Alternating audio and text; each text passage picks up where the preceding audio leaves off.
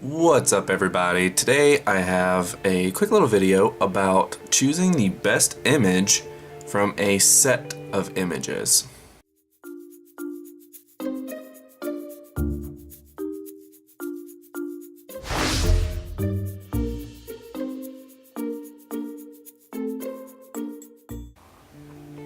And what I mean by that is when you have a situation where you have to get the shot, you're going to want to take at least a couple different pictures. You're not going to want to just take one, right? Because if you only take one, it doesn't come out the way you want. If someone blinks, you're going to lose that shot. I'm not saying spray and pray all the time, but you know, you don't want to just take one shot. So, with that being said, I want to go ahead and take a look at how I go through deciding which photos to choose from.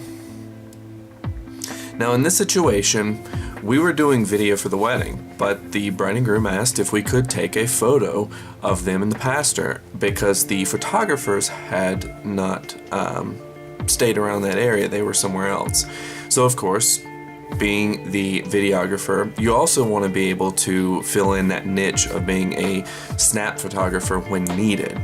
And of course, when we're shooting this, we're going to be taking still images from video cameras, so it's not going to look as good as probably what the photographer could have gotten at the time, but it will do for what they needed. So, with that being said, what I'm looking for when I go through and try to choose which image to choose from the set, I want to look at their facial features, I want to look at their posture, I want to look at how they're standing next to each other, and that's really the best way to go about deciding on which one to choose from.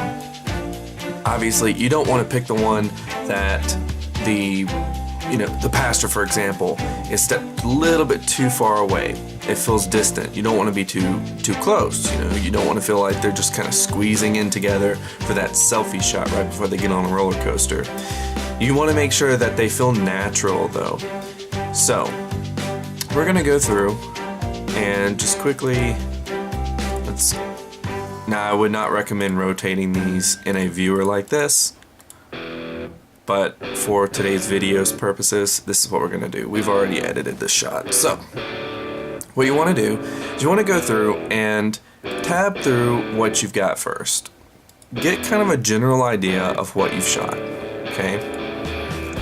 And then you want to start looking for the first thing, which I believe are the corners of the mouth. When they're smiling, people go up. Now, not always, and a lot of people don't really have natural smiles. They're going to feel a little bit forced. And that's okay. That is okay. You want to show their personality too. And I'm not saying that something like this is going to be the most engaging photograph, but for its purposes, you want to be able to fill in this niche if they ask for it, of course. So what we're doing here is we're going to go through and try to decide on which one of these is best. Now they didn't really move a whole lot for the picture. When you're shooting adults, they're not going to move. When you're shooting kids, for example, they're going to be much more willing to jump around and maybe throw their arms up or play or make a big smile or laugh or something like that. And in this case, it's one of those situations where you're not going to get that necessarily. Of course, at a wedding, it depends on how late at the wedding you are still there. So, my next thing after you look at the corners, because you want to look at this, see, okay, for example, let's look at the groom. The groom in this picture right here has a much more kind of, a little bit more of a natural look. You want to go to the next one? And the next one. And you see how the corner of his mouth kind of drops a little bit and his eyebrows drop a little bit? That's showing that he's losing interest. And men do this worse than women, I've noticed. And I'm not being sexist. I think that is just something that we do. We lose interest when we're having pictures taken of us. 99% of men, in my experience, do this. And you can see it. If you take a series of images from the very beginning to the very end, you're going to see the men droop off and be like, and they're going to be still smiling, but it's not going to be a natural smile. So we have here, again, we have creases on the sides of the eyes. That's showing that the muscles are being used right here. That's showing that, it's like a natural, smile. And again, you want to talk to the person. You want to try to loosen some of the tension because, of course, they're having a photo taken. Not everybody likes that. And even on their wedding day, not everybody likes to have their picture taken. So I think that you need to remember to try to say something funny, try to connect with them first, and you're going to try to loosen up the face. See, for example, in this one, in the pastor's face, I think that the cheekbones and the forehead are loose, but the eyes right here and the mouth show what I'm talking about. It's that like genuine smile. And as humans, we may pick up on this a little bit easier instinctively, but it's really difficult sometimes to just look at a photograph and say that's natural, that's not. And in particular, if you're just starting out, it can be very difficult to tell. And in the next photograph that we're looking at right here, I want to also show you how I think the bride starts out a little bit more natural. The smile is a little bigger on the corners, and the eyes are a little bit more closed together, and it's creating that kind of like smile.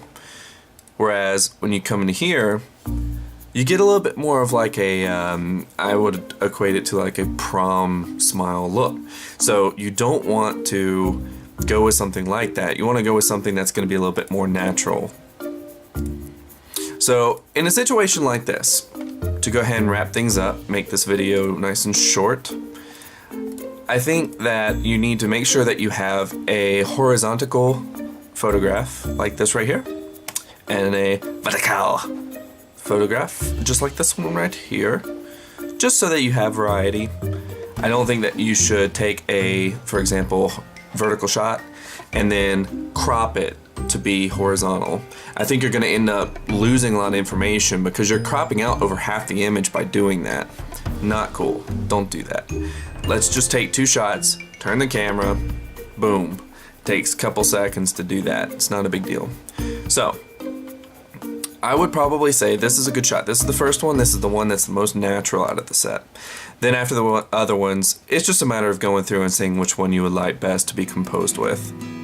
So I think that this one, since it shows both of the men's arms a little bit better, they have a little bit more natural smiles. The groom looks more natural. The bride's relaxed. Her shoulders are down, not up.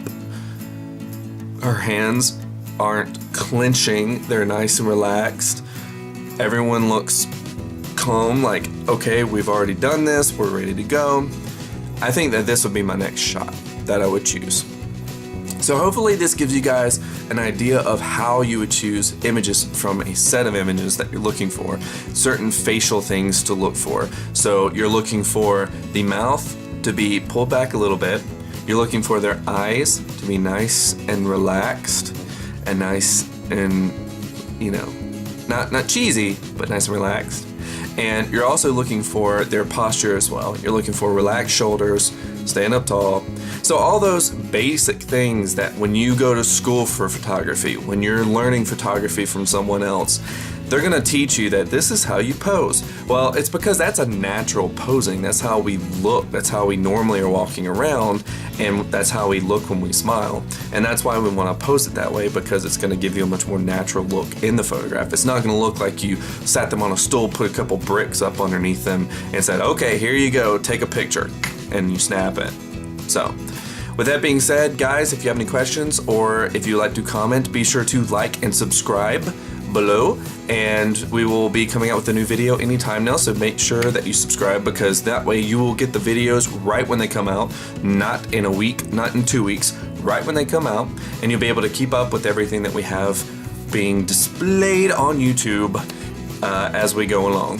So thanks for watching, and see you next time.